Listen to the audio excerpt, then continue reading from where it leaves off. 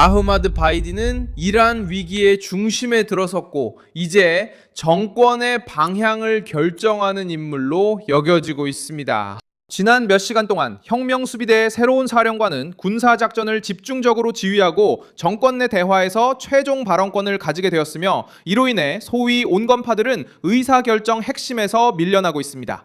바로 이런 관점에서 이 사건은 2026년 4월 20일에 이해되어야 합니다. 이것은 단순히 미국과의 외부적 위기가 아니라 이란 내부에서의 권력 장악에 관한 문제이기도 합니다. 일어난 일은 혼란 속에서 이루어진 강경한 지휘권 교체였습니다. 바이디와 그의 측근들은 적어도 지금으로서는 이란의 군사 대응뿐만 아니라 협상에서의 정권 입장까지 임시로 통제하는 데 성공했습니다.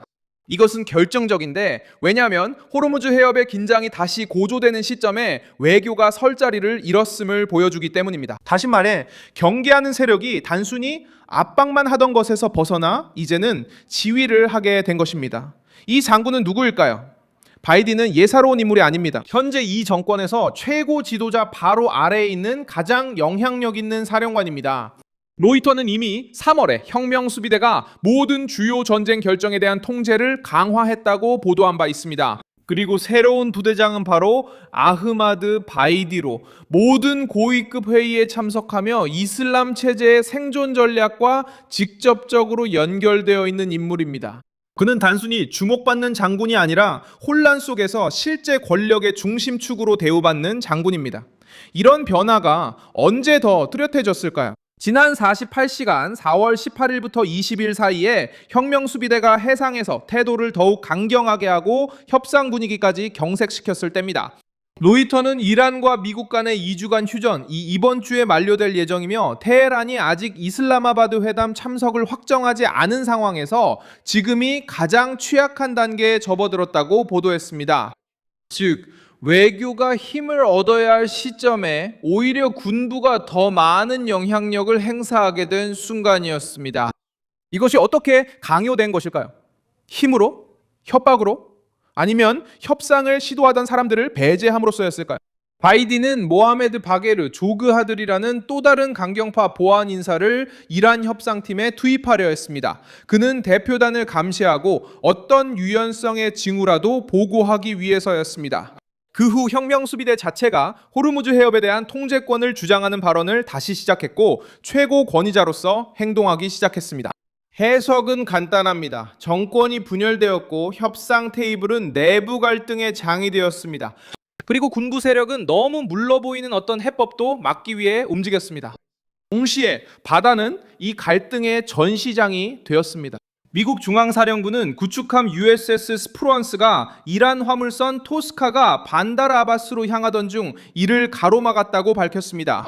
공식 발표에 따르면 6시간 동안 반복적으로 경고했으며 선박이 명령을 따르지 않자 미국은 해당 선박을 무력화시킨 뒤 해병대를 보내 통제권을 장악했습니다. 무슨 일이 있었던 걸까요? 또한 해당 선박이 이중 용도의 물품, 즉 워싱턴이 민간과 군사 양쪽 모두에 활용될 수 있다고 판단하는 물자를 운송하고 있었을 가능성이 높다고 덧붙였습니다.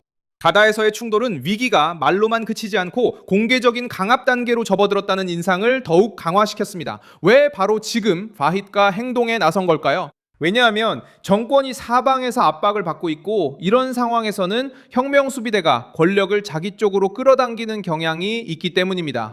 로이터는 이미 3월 이 부대가 주요 지휘관들을 잃었음에도 불구하고 전쟁 지휘에서 더 큰 역할을 맡게 되었으며 이러한 구조가 공격을 받는 상황에서도 계속 작동할 수 있도록 설계되었다고 보도한 바 있습니다. 체제가 위협을 느낄 때 보통 협상을 위한 공간을 여는 것이 아니라 더 강경해지고 중앙 집권화하며 더욱 엄격하게 행동하는 것이 일반적입니다.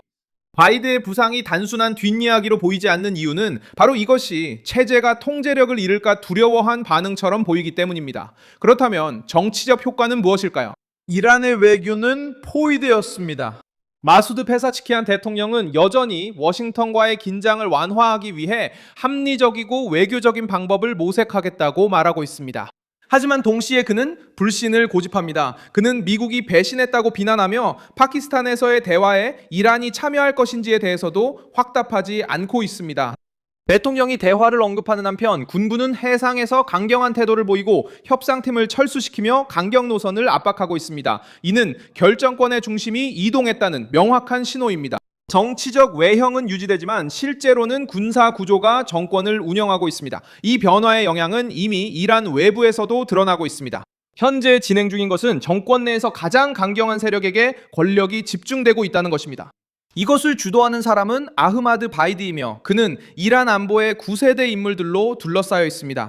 내부 혼란 속에서 정권은 가장 강압적인 방식으로 생존을 선택했습니다. 새로운 이란 장군이 권력을 잡은 지금 권리도 정치도 아무것도 남지 않았습니다. 체제가 혼란에 빠지고 어떤 균형의 모습도 버린 채 강경한 통제와 위협 그리고 무력으로 대체하기로 결정한 순간입니다. 균형 잡힌 통치 대신 강경한 명령과 위협, 전쟁이 아닌 힘으로 다스리는 것입니다.